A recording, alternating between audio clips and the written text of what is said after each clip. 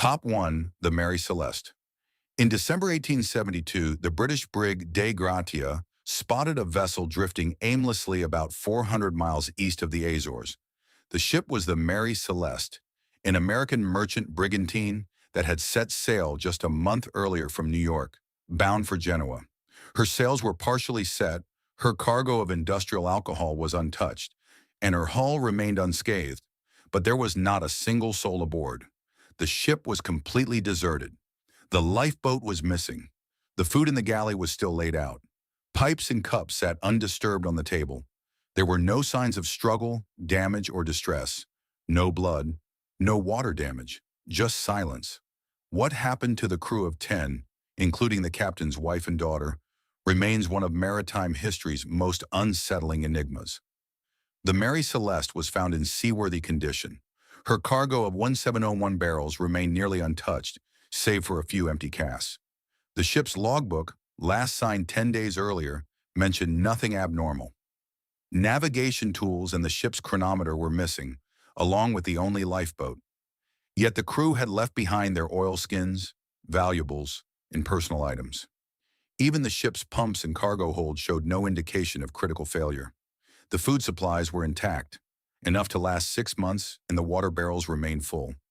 It looked as if the crew had simply walked off the ship in the middle of a meal. Initial suspicions of piracy were quickly ruled out. The cargo was intact. No valuables were stolen. There were no signs of violence. Theories spread. A sudden water spout, alcohol fumes causing panic, or even a seaquake.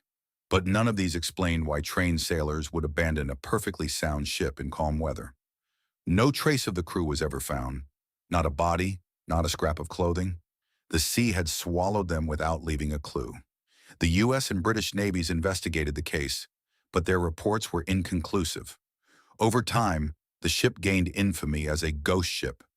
Newspapers speculated wildly, inventing tales of mutiny, sea monsters, and spectral apparitions. But behind the legends remained cold, empty facts. A ship left intact, a crew erased.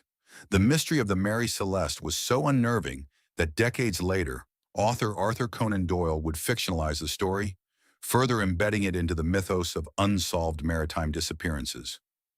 Modern reevaluations still find no satisfying answer. Some researchers point to a faulty alcohol barrel leaking vapors that could have spooked the crew into temporarily abandoning ship. But why take only one lifeboat? Why not return? Why leave behind essential navigation tools? If the Mary Celeste was a stage, then its final act was left without actors. The set remains intact, but the players are gone. No last words, no signal, no footprints. Just a perfectly preserved silence floating across the Atlantic. Top 2. The MV Joyita. On October 25, 1955, the MV Joyita, a 69-foot merchant vessel, was scheduled to make a routine journey between Samoa and the Tokelau Islands. On board were 25 passengers and crew. The weather was calm. The trip was expected to last 2 days, but the Joyita never arrived. 5 weeks later, a passing ship discovered her drifting more than 600 miles off course, partially submerged and listing heavily. No one was on board. Every person had vanished, and what was left behind told a story even stranger than the disappearance itself. The Joyita was in poor condition when found. She was filled with water up to the lower decks, though she remained afloat due to her cork-lined hull. But her radio had been tuned to the international distress frequency. The antenna, however, had been torn down, making it impossible to send messages. Blood-stained bandages were discovered in a medical kit on deck. The navigation log, sextant, and firearms were missing. Most disturbing of all, 4 tons of cargo, food, medical supplies, and trade goods, had also disappeared. Investigators were baffled. If the Joyita had taken on water early in the journey, why abandon ship when she was still seaworthy? The vessel had been known to list due to a faulty bilge pump, but the crew would have known she couldn't sink. Why then remove the lifeboats, yet leave behind provisions and personal items? A captain with decades of experience had been in charge. His orders should have been clear, yet the silence from the Joyita was total. Further examination revealed that the ship's wiring had been patched together dangerously. A corroded pipe had likely caused the flooding, but that still didn't explain the panic. the lack of distress calls, the disappearance of essential navigational gear, and the absence of a single body pointed towards something more than mechanical failure. Whispers began to spread in the Pacific maritime community. Some believed there had been a mutiny, others blamed piracy, though nothing indicated theft. A few speculated about Cold War espionage, citing rumors that the vessel might have been carrying secret cargo. The blood-stained bandages fueled darker theories, from internal violence to an unreported attack. But no evidence ever surfaced. The survivors were never found. There were no witnesses. The families were left in a void of unanswered questions. The Joyita was repaired and returned to service, but her reputation as a cursed ship remained. To this day, the case remains one of Oceania's greatest maritime mysteries. A ship that should have made a simple journey ended up abandoned in the vast Pacific. Not a single passenger, not a single crewman ever came home. Only the ghost of a voyage remained, drifting alone in open water. Top 3. The Kaz 2. On April 18, 2007, a sleek white catamaran named Kaz 2 was discovered adrift off the coast of Queensland, Australia. Her engines were idling. Her sails were up, though some were shredded by the wind. A laptop sat open on a table, and a meal was still laid out in the galley. Everything looked normal until authorities boarded the vessel and realized that the three-man crew had vanished. There was no sign of struggle, no signs of foul play, and no explanation for their disappearance. It was as if they had stepped off the boat mid-conversation and melted into the sea. The Kaz 2 had left the port of Airlie Beach just 3 days prior, bound north along the Australian coast. On board were 3 experienced sailors, Derek Batten, Peter Tunstead, and James Tunstead. Conditions had been calm, the weather was stable, the route was familiar, but the last radio contact came just a few hours after departure. Then complete silence. When the boat was found, about 100 miles from its departure point, investigators were stunned. The dining area was neat. The crew's belongings, including wallets and mobile phones, were undisturbed. The life jackets were still in their storage compartments. The emergency beacon had not been activated. The only things missing were the men themselves and a small length of rope from the stern. Data retrieved from the boat's GPS showed erratic movement after the last known position. The catamaran had drifted in looping circles, suggesting no one had been steering it for days. More curiously, the boat's log had been deleted and the navigational software had been reset. Forensic analysis confirmed no signs of intrusion, struggle, or tampering. The sails appeared to have been left unfurled hastily, and one of them was damaged, perhaps during a squall, but nothing indicated a life-threatening storm. Speculation ran wild. Some believed one crew member fell overboard and the others were lost trying to save him. But trained sailors wouldn't abandon ship without a radio call, especially with all safety equipment intact. Others suggested foul play from an unseen vessel or involvement in criminal activity, but nothing was stolen and no other boats had been logged in the area. Media dubbed it the Ghost Yacht. The case drew comparisons to the Mary Celeste. Authorities struggled to offer closure. Even in the age of GPS and satellite monitoring, 3 men had vanished under perfect weather conditions in a region heavily trafficked by marine vessels and aircraft. One detail still unsettles investigators. A video recorded just before departure shows the crew in high spirits, preparing for a smooth journey. Hours later, they were gone. No radio messages, no mayday, no clue. If the ocean can erase lives so quietly, what else has it swallowed unnoticed? The Kaz 2 now sits as one of the most chilling reminders that in the vastness of modern seas, even the present can vanish without a trace. Top 4. The Carol A. Deering. On January 31, 1921, the 5-masted schooner Carol A. Deering was found run aground on the treacherous Diamond Shoals off the coast of North Carolina. The ship's sails were set, her galley showed signs of a recent meal, and the logbook was gone. Most chillingly, the entire crew had vanished. No lifeboats remained. No distress signals had been sent. The vessel stood silent, perfectly intact but lifeless, like a stage left behind after a final act played in total secrecy. The Carol A. Deering had departed from Rio de Janeiro in late 1920, carrying a load of coal bound for Norfolk, Virginia.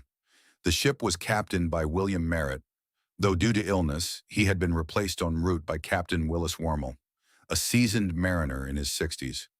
With a new crew and an uneventful voyage northward, nothing suggested trouble until the ship was spotted days before grounding, behaving strangely. A lightship keeper noted that a crew member, not the captain, hailed them through a megaphone, reported issues with lost anchors, and requested the message be relayed. The ship then veered off course, without ever contacting port again. When the Coast Guard reached the grounded vessel, they found eerie clues. The navigation equipment and logs were missing. The crew's personal belongings were untouched. Lifeboats had been launched, but there was no reason for evacuation. The cargo was still secured. No blood, no signs of a storm, no hull damage. The entire ship seemed paused mid-journey, like someone had stolen the ending. Federal investigations were launched. Suspicions ranged from piracy to mutiny to Bolshevik sabotage, this being the era of Red Scare hysteria. Some suggested the crew had staged a rebellion and fled. Yet why abandon a seaworthy vessel? Why leave provisions, charts, and the chance of rescue? Adding to the strangeness, several other ships had vanished in the same region. Around that time, rumors of a secret smuggling ring or even a mysterious weather phenomenon emerged. The Bermuda Triangle was not far away. No trace of the missing crew was ever found. Their names vanished from maritime records like ink soaked into deep water. One theory, quietly discussed, hinted at the possibility of government interference. Classified documents from the Department of Justice, once requested by historians, were missing pages relating to the case. The Carol A. Deering was eventually declared unsalvageable and scuttled. Her story, however, refused to sink. What made the Deering particularly haunting was not just the disappearance, but the precision of the event. Whoever left that ship did so calmly, deliberately, and without leaving a mark. It wasn't panic. It was something colder, more controlled. The ghost ship remains a maritime riddle, a textbook case of complete erasure in broad daylight. A final voyage lost not to storms or pirates, but to something even more obscure, a void of answers. Top 5. The High Aim 6. On January 8, 2003, an Indonesian fishing vessel named High Aim 6 was found adrift in the Timor Sea, roughly 80 miles off the northern coast of Australia. Its engines were intact, the fuel tanks were full, the crew's clothes and personal items were still aboard, but the ship was completely deserted. Every member of the crew had vanished without a trace. Even more disturbing, the food stores were untouched, the lifeboats were still in place, and no emergency beacons had been activated. There was no distress signal, no signs of struggle, just silence. The High Aim 6 had departed from the port of Benoa, Bali, in December 2002, headed east with a full crew and a cargo of timber. Its final known radio transmission came shortly after departure. Weeks later, an Australian Coast Watch aircraft spotted the vessel drifting silently in remote waters. When officials boarded, they found no indication of an accident or mechanical failure. Everything appeared operational, except for the absence of human life. One chilling detail emerged during inspection. The ship's logbook had been removed, and some documents had been deliberately torn. Worse, several items in the captain's quarters had been violently disturbed. There were deep gouge marks on a cabin wall and signs that someone had tried to destroy evidence. A single broken chair, overturned maps, and a snap pencil on the navigation table hinted at some kind of confrontation, but nothing definitive. The investigation took a darker turn when one of the missing crew members' family members in Taiwan received a series of strange phone calls from a blocked number weeks after the disappearance. The voice was garbled, speaking in rapid Bahasa Indonesia. No trace of the calls could be followed. It was as if someone wanted to be heard, but not found. One crewman, the engineer, was eventually located alive in Indonesia and taken into custody. But his story only deepened the mystery. He claimed there had been a violent dispute at sea and that the rest of the crew had fled. Yet no bodies were ever recovered. No credible motive was found. No criminal charges were brought. His statements contradicted known facts and were later deemed unreliable. Australian and Indonesian authorities quietly shelved the case, citing insufficient evidence. But internal memos leaked later suggested that naval intelligence had reviewed the case separately, probing the possibility of the vessel being hijacked for illegal transport, possibly human trafficking or weapons movement, only for the plan to be abandoned mid-sea. Some speculated that the crew had witnessed something they weren't supposed to. What remains most baffling is that the high-aim 6 was built to survive storms, equipped with emergency systems, and helmed by experienced mariners.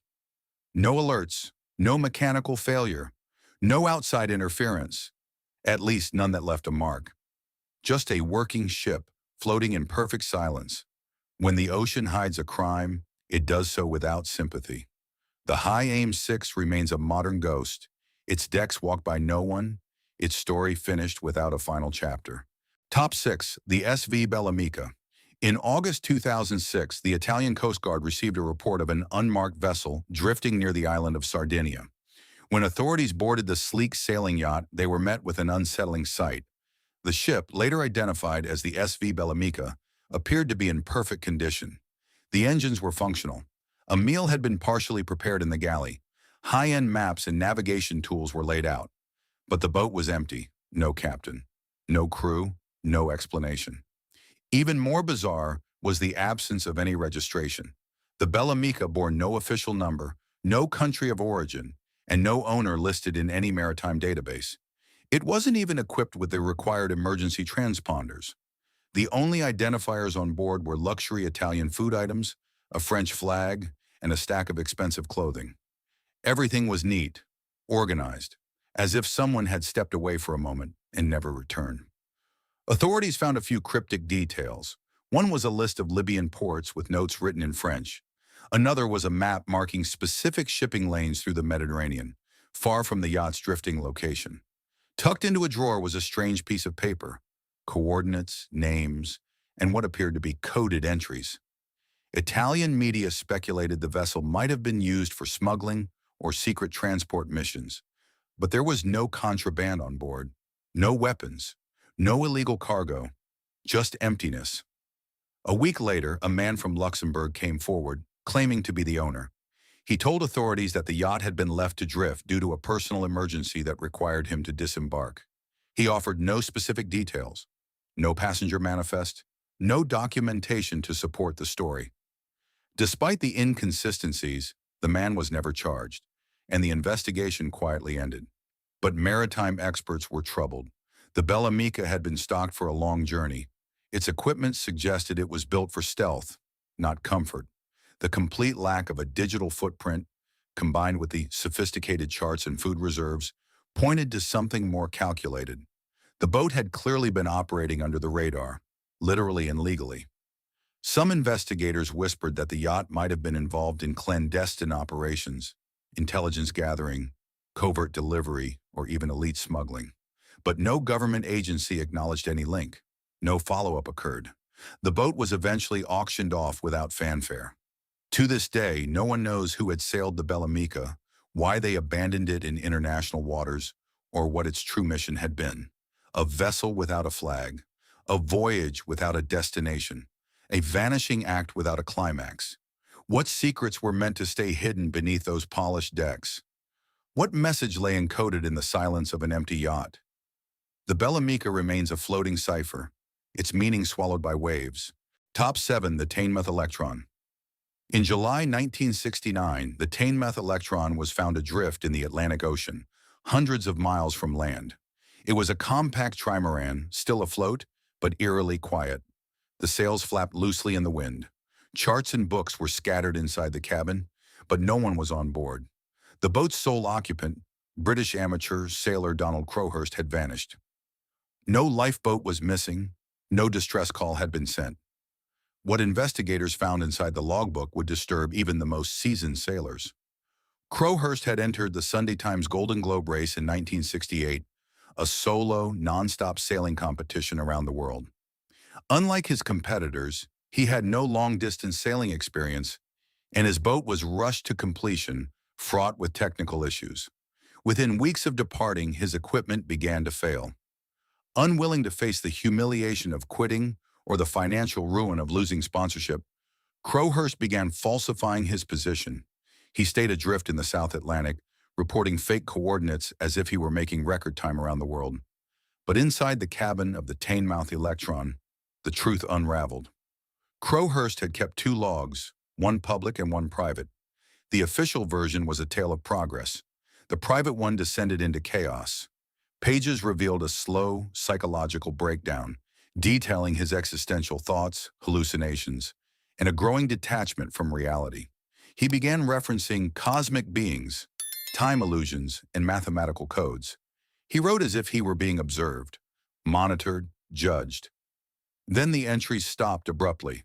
The final pages suggested a man on the edge of madness, convinced that he had discovered something profound, something the world was not ready to know. One of his last notes read, "It is the mercy." The implication was chilling. Crowhurst may have stepped off the boat willingly, surrendering to the sea. No body was ever recovered, no eyewitnesses, no final broadcast. Only his mind, preserved in ink. Analysts and psychiatrists have long debated the significance of his writings. Some call it a classic case of psychosis, triggered by isolation and fear. Others argue he may have encountered something he believed to be real, an unknown force or idea that shattered his understanding of the world. The boat was salvaged and later put on display as a maritime artifact. Its interior remains preserved, a haunting time capsule of a mind unraveling in solitude. The Teignmouth Electron wasn't just a ship, it was a stage for one man's private confrontation with fear, failure, and something perhaps beyond comprehension. Whether Crowhurst was a fraud, a philosopher, or a casualty of something darker remains unanswered. The ocean does not always need monsters to take a man. Sometimes it only needs silence. Top 8. The Gianseng. In March 2006, Australian authorities discovered a large rusted tanker drifting aimlessly near the Gulf of Carpentaria in northern Queensland. The vessel bore no name, no identifying marks, and no country of origin. It was later unofficially labeled the Gianseng, though that name, like everything else about the ship, remains unverified. What was most disturbing wasn't just the ship's condition, it was the fact that no one could determine who owned it, where it came from, or why it had been left behind without a single soul on board. When officials boarded the vessel, they were met with a ghostly stillness.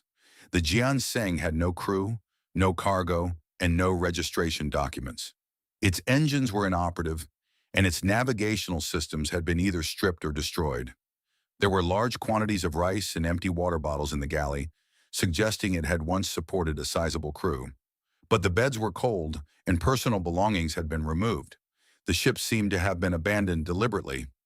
One of the most unsettling discoveries was the complete absence of any identifying instruments. No AIS transponder, no distress beacons, and no radio logs. This was highly unusual for a vessel of that size. Typically, tankers carry digital footprints that make their journeys traceable. But the Gianseng was a blank slate. The ship was also curiously well maintained in some areas. Certain storage compartments were recently restocked, while others had been hastily emptied. Electrical wiring had been cut in key control panels, possibly to ensure the ship could not transmit signals. It was as if someone wanted the Gianseng to vanish, but not before making sure it couldn't speak. Initial speculation suggested the vessel had been used in smuggling operations, perhaps for drugs, weapons, or people. Others suspected it had served as a refueling station for illegal fishing fleets, but none of these theories accounted for the complete erasure of identity. Satellite records showed no matching departure from any nearby port. No missing ship reports were filed in neighboring countries. The Gianseng simply appeared. The Australian government, perhaps wary of political entanglement, towed the ship out to deeper waters and scuttled it. No official explanation was ever provided. Requests for information through maritime transparency channels returned no results. What makes the Gianseng so disturbing is not just that it was abandoned, but that it was designed to disappear. Its silence was engineered. Every trace of who, what, or why was meticulously wiped. It was a maritime ghost not born of tragedy, but of intent. In an age of satellite surveillance, digital manifests, and international tracking, the Gianseng is a black hole, a vessel that moved in shadow, completed its purpose, and was then erased like a signature in wet ink. Some ships get lost, others are meant to be forgotten. Tape 9. The MV Ocean Wave. In March 2013, Canadian authorities were alerted to a ghostly fishing vessel washing up on the shores of British Columbia. It was the MV Ocean Wave, a small tuna trawler last seen over 2 years earlier off the coast of Japan. The boat had been presumed destroyed during the Tohoku earthquake and subsequent tsunami, which had devastated vast regions of Japan's eastern coastline. Yet here it was, thousands of miles away, intact, eerily silent, and completely deserted. No one was aboard. There were no signs of distress, no evidence of mechanical failure, and no explanation for how the vessel had survived a trans-Pacific drift in open ocean. The hull was battered but stable. Fishing gear remained on deck, tangled but undisturbed. The wheelhouse was stripped of electronics, and the logbook had long since been soaked beyond recovery. Whatever had happened to the crew occurred long before the boat reached North America. Japanese authorities confirmed that the ocean wave had been moored in a harbor directly in the path of the 2011 tsunami. It was presumed destroyed along with thousands of other ships, but the vessel's reappearance raised new questions. If the tsunami had swept the boat out to sea, why was there no debris trail? Why did the GPS logs, when recovered from the boat's backup system, show a bizarre drifting pattern that stopped transmitting midway across the Pacific? Marine trackers were startled to find the boat had remained off the radar for nearly the entire journey. Even as it passed through monitored shipping lanes and satellite-covered regions, no one had spotted it. No vessel had logged a sighting. It was as if the ocean wave had traveled the entire Pacific under a cloak. There were no reports of bodies or life rafts. None of the missing crew members had been located. Their families had long since buried empty coffins. Now they were asked to reconsider everything they had believed about the final moments of that voyage. Investigators explored the possibility that the vessel had been salvaged mid-ocean and then released. Some suggested illegal scavengers had stripped it, but nothing of value had been taken. Others theorized that the boat had been used for smuggling during its journey and then set adrift again when its purpose was fulfilled. But the strangest detail came from the Canadian response team. One crew member swore the cabin door had been latched shut from the inside, a mechanical lock that required a human hand to engage. Yet no one was inside. Was the ocean wave a relic of natural disaster, or had it served a second, undocumented mission across the ocean? A forgotten trawler lost in tragedy, or a courier for secrets no one would admit to? Whatever the truth, the ocean wave became a spectral artifact of two continents, a ghost ship whose journey outlasted its crew, a reminder that even in an era of total surveillance, some vessels can still vanish and return without leaving a footprint.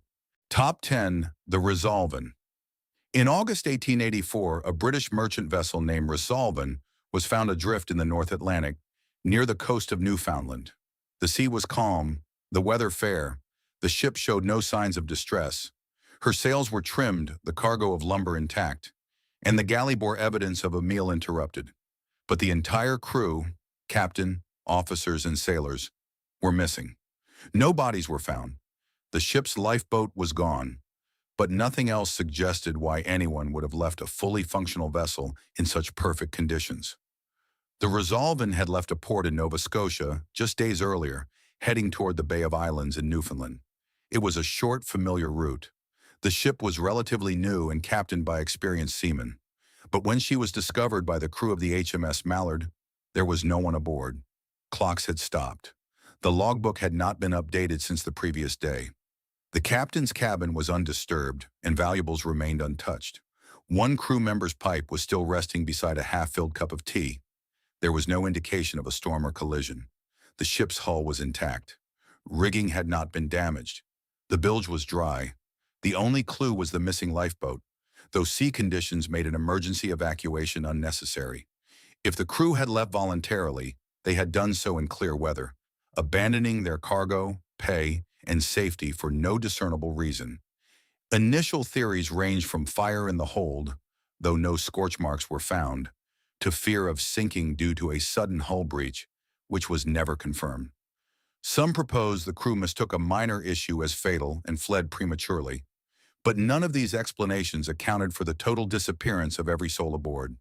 No bodies ever washed ashore. No distress call was heard. Strangely, the area around Newfoundland had been the site of multiple ghost ship reports during the 19th century, leading some maritime historians to speculate about magnetic anomalies or disorientation caused by deep fog and shifting currents. Others pointed to the superstitions of the time, noting that sailors often whispered about hungry seas that swallowed crews whole, leaving behind nothing but the hull. What disturbed naval officers the most was the familiarity of the route. The Resolvent had not entered uncharted waters or faced any known hazard zones. She had simply stopped being a manned vessel in the middle of a calm voyage. No formal inquiry ever produced a conclusion. The ship was towed into harbor, inspected, and quietly sold. But her reputation lingered. Sailors refused to work aboard her, claiming she had emptied herself. Later owners repainted and renamed her, but whispers followed every journey. The story of the Resolvent stands not only as an early ghost ship mystery, but as a reminder that even in waters mapped and sailed for centuries, human presence is never guaranteed. A vessel can be sound, the sky can be clear, and yet a journey can still end in disappearance. The sea, when it chooses, leaves nothing behind but wood and silence. These 10 maritime vanishings are not isolated freak incidents scattered across time and geography. They form a chilling pattern, one where the sea does not merely swallow ships, but deliberately erases their occupants while leaving their vessels behind like hollow signatures. From the frigid Atlantic to the sun-scorched Pacific, from wooden schooners of the 19th century to GPS-equipped catamarans in the 21st, crews have vanished with clinical precision, often in calm weather, aboard seaworthy ships without a cry for help. This is not just a pattern of accidents. It is a pattern of disappearance engineered without explanation. In each case, someone or something interrupted a routine voyage, not to steal, not to destroy, but to remove, to subtract the human element so cleanly that it left behind no blood, no clues, no logic, just operational silence. And yet, when these disappearances are reviewed officially, they are dismissed quietly. Government reports are archived with inconclusive language. Distress signals that never came are excused by equipment failure. Classified assessments vanish. In the case of the Jian Sing, the ship was deliberately scuttled without public investigation. With the Teignmouth Electron, the personal journals pointing to a mental break were sealed. The pattern repeats not just on the ocean, but in the institutions that surround it. This suggests a systemic suppression of deeper truths. Whether rooted in maritime law, intelligence operations, or something more unspoken, the response has been consistently evasive. Every time the ocean returns an empty ship, authorities quietly clean up the mystery, remove it from the press cycle, and write the final report in passive voice. And so we are left with more than unanswered questions. We are left with lost possibilities. In each case, what vanished was not just human life, but testimony. If someone had witnessed something extraordinary, an atmospheric anomaly, a foreign experiment, a non-human contact, it died with them. The last word in every case was silence, and that silence has cost us more than closure. It has cost us understanding. Perhaps that is the real danger these cases reveal. Not the ocean's capacity to take, but our civilization's eagerness to look away, to sanitize the impossible, to erase the uncomfortable. If even one of these ships had been given full transparency, what might we have learned about our world or about what moves beneath its surface? And so the cycle continues. The next ship sets sail. The next logbook is filled. Somewhere out on the horizon, a vessel will stop responding, and someone will prepare another vague press release. Because the question isn't whether these disappearances happened. It's why they were allowed to stay unexplained. If these accounts of the abyss have changed the way you perceive the mysteries of the open sea, please subscribe to our channel and like this video. We are dedicated to unearthing the history that they have tried to keep submerged. Help us cultivate the truth. The next treasure trove of secrets will be unlocked soon.